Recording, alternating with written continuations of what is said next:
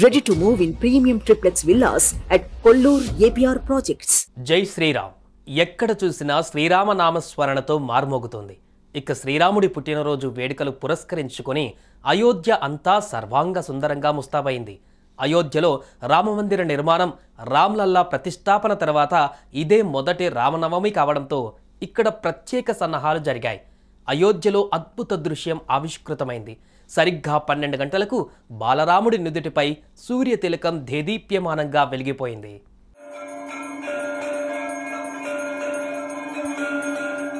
శ్రీరాముడు త్రేతాయుగంలో చైత్రమాసం వసంత ఋతువు శుద్ధ నవమి గురువారం పునర్వసు నక్షత్రం కర్కట లగ్నంలో సరిగ్గా అభిజిత్ ముహూర్తంలో అంటే మధ్యాహ్నం 12 గంటల సమయంలో జన్మించాడు.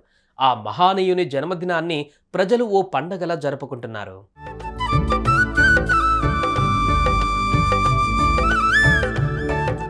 శ్రీరాముడి పుట్టినరోజును పురస్కరించుకొని అయోధ్య అంతా సర్వాంగ సుందరంగా ముస్తాబైంది. ఎన్నేళ్లైనా చెక్కు చెదరని కళాఖండంలా నిర్మించిన అయోధ్య ఆలయంలో అడుగడుగున ప్రత్యేకతలే దర్శనమిస్తున్నాయి. అందులో ఒకటి సూర్య తిలకం. శ్రీరాముడు జన్మించిన సమయానికి సూర్య తిలకం బాలరాముడి నుదుటిపై దేదీప్యమానంగా వెలిగిపోయేలా ప్రత్యేక ఏర్పాట్లు చేశారు. ఇందుకోసం గర్భగుడిలో ప్రత్యేక టెక్నాలజీ రూపొందించారు.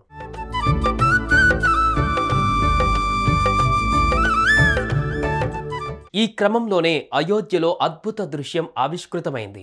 మధ్యాహ్నం 12 గంటలకు బాలరాముడి నుదుటిపై సూర్య తిలకం కనువిందు చేసింది. బాలరాముడి నుదుటిపై బొట్టుల 58 మిల్లీమీటర్ల పరిమాణంలో సుమారు 5 నిమిషాల పాటు ఈ కిరణాలు దేదీప్యమానంగా వెలిగిపోయాయి. ఇది చూసి భక్తులు తమ జన్మ ధన్యం చేసుకున్నారు.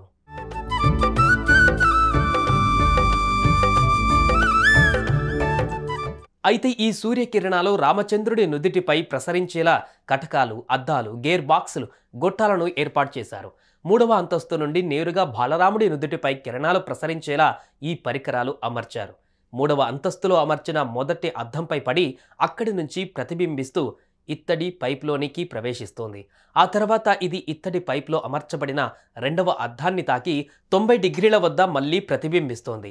ఆ తర్వాత ఇత్తడి పైపు గుండా వెళుతున్నప్పుడు ఈ కిరణము 3 వేరువేరు లెన్సుల గుండా ప్రవహించి పొడవైన పైపు ద్వారా గర్భగుడి చివర అమర్చిన అద్దాన్ని తాకుతోంది. అలా వచ్చిన కిరణాలు నేరుగా బాలరాముడి నుదుటిపై పడి ప్రకాశిస్తున్నాయి.